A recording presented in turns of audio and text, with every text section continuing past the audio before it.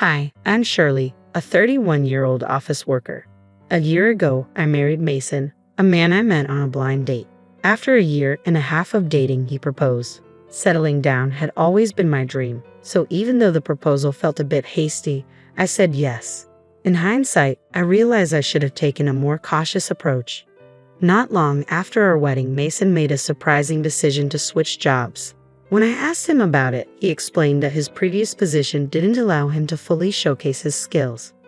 What stunned me even more was his announcement that he had already resigned and would be leaving by the end of the month. Thankfully, he found another job quickly, but it came with a lower salary than his last position. At first, I wasn't too worried since I had my own job, but then Mason started pushing me to quit. I might have considered it if his new salary had been enough to support us both, but with his recent job change, his pay was lower. He kept insisting it would go up soon, yet there was no indication of when that might happen. Quitting my job under such uncertain financial circumstances felt risky.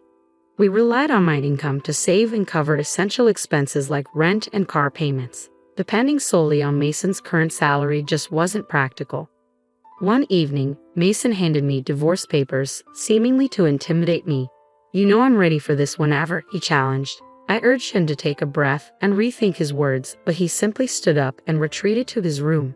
That confrontation left me reflecting on the hasty decisions and unexpected changes that had occurred since I met Mason. I firmly told him I wouldn't quit my job until his salary improved. At first, he seemed to accept my stance, but the topic kept coming up. Each time he mentioned it, I stood my ground with the same unwavering response. Now, a year into our marriage, Mason's salary still hadn't changed, yet he kept pressuring me to quit my job. "When are you going to leave?" he would ask, and I often felt the urge to respond sarcastically. However, I knew our financial stability hinged on my income. If it was so crucial for me to resign, I believed Mason should focus on advancing his own career instead. As time passed, I began to understand why Mason was so adamant about my leaving work. This became evident during our visits to his parents' house. Whenever we were with his mother, Martha, Mason would feign concern, claiming he wanted to ease her burden. She would express her gratitude, and then he would glance at me pointedly, as if nudging me toward resignation. He suggested she needed help. But Martha was anything but helpless. She was active, healthy, and even held a part-time job that funded her hobbies and social life. It was clear she didn't require my assistance, yet Mason continued to push for my departure. "If only one of us could be home during the day, we could check on Mom every day," Mason said one day, seemingly out of nowhere. It was clear he envisioned me visiting Martha daily, which felt overwhelming and unnecessary. I asked him directly what he expected me to do since Martha was perfectly capable on her own. He listed off mundane tasks like helping with housework and running errands. It was obvious he had plans for how I could contribute, but none of them justified leaving my career. This endless cycle of requests and justifications was exhausting. I needed Mason to realize that while I was willing to support his family when needed, giving up my job without a solid reason was not something I could take lightly.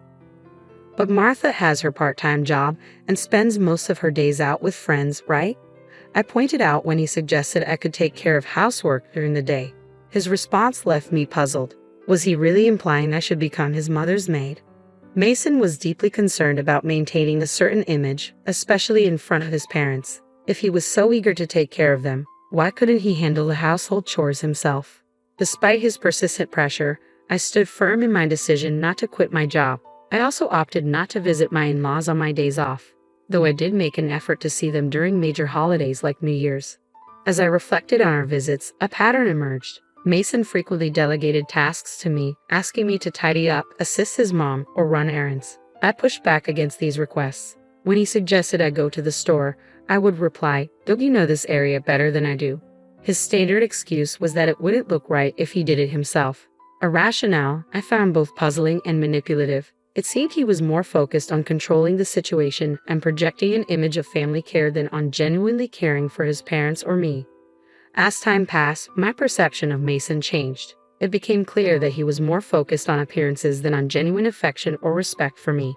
When I finally confronted him, asking why he didn't help out or even consider quitting his job to care for his mother, his reaction spoke volumes. He looked both disgusted and uncomfortable, replying, "That's not something I'm supposed to do. I'm giving you these instructions so my mom thinks you're a considerate, useful wife." You should appreciate how kind I'm being." His words were revealing. He essentially wanted to shift all the demanding tasks onto me while showcasing his virtue as if it were something extraordinary. But I am neither his servant nor his subordinate, and I certainly didn't deserve to be disrespected in front of my in-laws. It became increasingly clear that Mason's priorities were misaligned, valuing appearances over genuine partnership and support. If he continued with these unreasonable demands, I refused to stay silent. I will stand my ground. Despite our numerous discussions, Mason hasn't changed. He keeps pestering me with the same question. Are you going to quit your job? Furthermore, every time we visit my in-laws, he continues to boss me around as he always has. After reaching my breaking point, I realized it was time for a serious conversation. We need to talk about our future, I said, hoping to guide our discussion towards something constructive. What are you even trying to say? Mason shot back, clearly annoyed. I'm honestly fed up. I'm tired of you constantly asking when I'll quit my job, and I'm exhausted from the pressure to take care of Martha, I expressed, laying out my grievances. Why are you so upset about that? You're my wife, and it's your duty to care for my parents, Mason retorted. Don't you think it's unfair to place that responsibility solely on me? Shouldn't you, as their biological child, the one helping with the housework and caring for them? I challenged, confronting his outdated views. No way, it's the wife's duty to do it. Are you the kind of person who doesn't care about family? Mason accused, clearly upset by my resistance. I'm disappointed to hear you say that, he added. Seizing the moment to highlight the double standard, I asked, then let me ask you this. How have you been caring for my parents? If I asked you to take care of them, would you do it? Mason stared at me blankly, struggling to understand the connection. What are you saying? Why should a husband be responsible for his wife's parents? So does that mean you won't ever take care of my parents? I pressed, aiming to highlight his inconsistency. The husband's parents and the wife's parents are totally different, Mason replied, missing the point entirely. What difference does that make? I don't understand, I said, feeling increasingly frustrated. I didn't realize you were so out of touch. It's like talking to my old boss. What are you trying to say? Mason asked, clearly confused. I'm saying that a husband should take care of his own parents, and you should support your wife's family too, I replied, trying to emphasize the importance of mutual support and equality in our responsibilities. I felt the need to clarify, so I added, so you only prioritize your own blood relatives. I'm really disappointed in you. I won't be visiting your parents anymore. Why would you do that? Enough is enough. I'm the one who wants you to stop this nonsense, he shot back. No way. How dare you talk to me like that? My mom is right, Mason exclaimed, his temper flaring. Ha, your mom was talking about you. She said you're a badly behaved husband. That's why she gave me this, he said, pulling a piece of paper from his bag. It was divorce papers.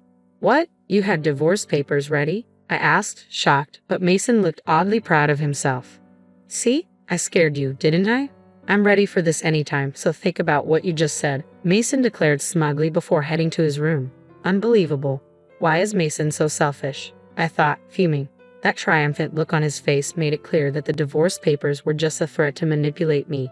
The fact that Martha was involved only fueled my suspicion. Mason was acting like a puppet for his mom, trying to control me while following her orders. It was ridiculous. I wouldn't let him have his way.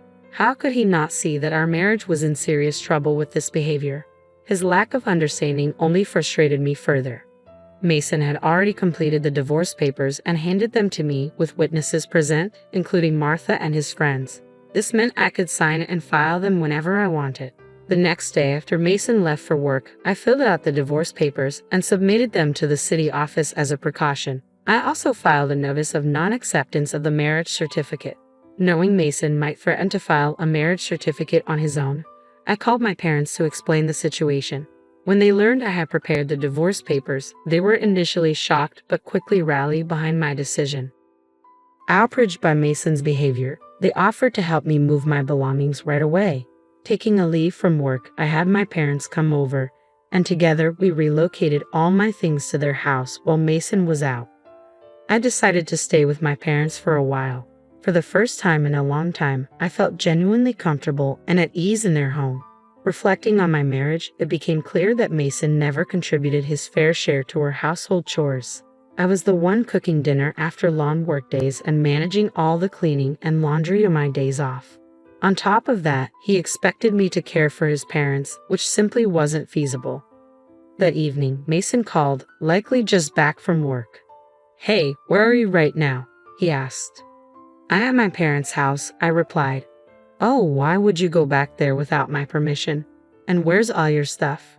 Don't tell me you're staying the night," he questioned, his tone a mix of surprise and selfishness. I almost laughed at how oblivious he was to the seriousness of the situation, thinking I was just staying overnight when I had actually taken most of my belongings with me. "I'm not coming back," I said firmly. "What are you talking about? Come back here and make me some food," he demanded. "Make it yourself," I replied, ending the call. I couldn't engage in a conversation about divorce while he continued to be so dismissive. To find some peace, I decided to block his number and wait for him to come to my parents' house.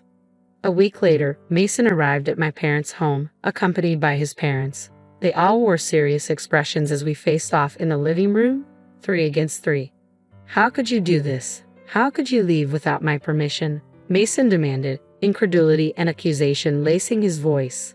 "You treated me like a housekeeper, Mason. All I ever asked was for you to take responsibility for your family," I replied, stating my ground. "That's not true. What kind of wife would I be if I didn't take care of Mason?" Martha shot me a fierce glare. My father began to tremble with anger, but I quickly intervened. Mason insisted that I quit my job to care for Martha, claiming it was my duty as his wife. Yet when it comes to my own family, he expects me to manage everything alone.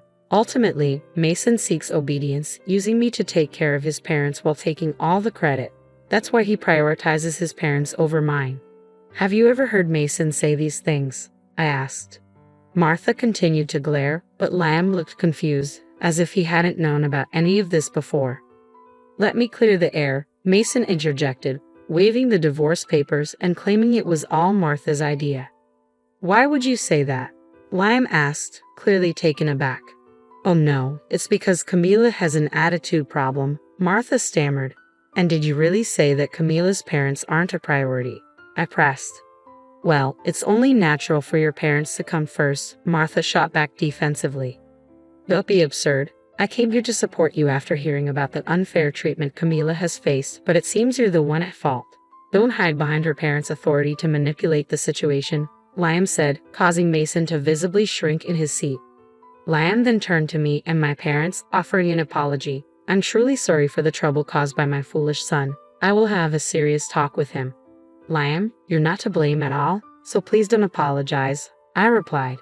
"Thank you for your understanding, but there's something else I need to address." I turned to Mason, who now looked nervous. "The divorce papers you gave me? I've already filed them. We're no longer married." Mason and Martha both turned pale. "Why did you file those without my permission?" Mason demanded, his shock evident. "You told me I could file them whenever I wanted. Besides, you filled out your part and had Martha sign as a witness," I calmly explained, leaving Mason momentarily speechless. Seeing the escalating tension, Liam intervened, furious. "Mason, you used divorce as a threat," he exclaimed, and in a moment of rage, slapped Mason across the face. Martha looked visibly shaken by the scene. Liam then turned to me and offered a sincere apology. "I sincerely apologize that you had to witness this. You have every right to divorce this fool. On behalf of Mason, I'm truly sorry for the damage done to your marriage," Liam said, tightening his grip on Mason's collar as he demanded apologies from both him and Martha before ushering them out of the house. Later, I expressed my gratitude to Liam for his intervention. He reassured me that all of Mason's assets and property would be transferred to me without any complications, considering my higher income and the effort I had invested in managing our household. It was a relief to know I had secured everything from our marriage. I later learned that Liam had divorced Martha, clearly appalled by her behavior. One day, I bumped into a colleague from Mason's former workplace who had some surprising news. Mason hadn't been performing well at his job and was frequently criticized by his boss. In a fit of defiance, he resigned and switched jobs, which only deepened my frustration with him. Instead of owning up to his shortcomings, he chose to blame others, which likely contributed to his lower pay at the new position. Now, I feel a sense of relief having left him behind. I've rented a cozy apartment and am enjoying my newfound independence. Work is going well, and I'd even received a raise recently. For now, I'm not interested in dating. I prefer to focus on my career. Mason was always more concerned with appearances than with genuine skills. He put on a show at home but never made any real progress in his career. It's unfortunate how some spouses resort to using divorce threats as a way to feel powerful. It's a major misstep. I hope they eventually recognize their mistakes and find happiness on their own. As for me, I'm grateful to have moved on from Mason and look forward to the possibility of meeting someone special when I'm ready.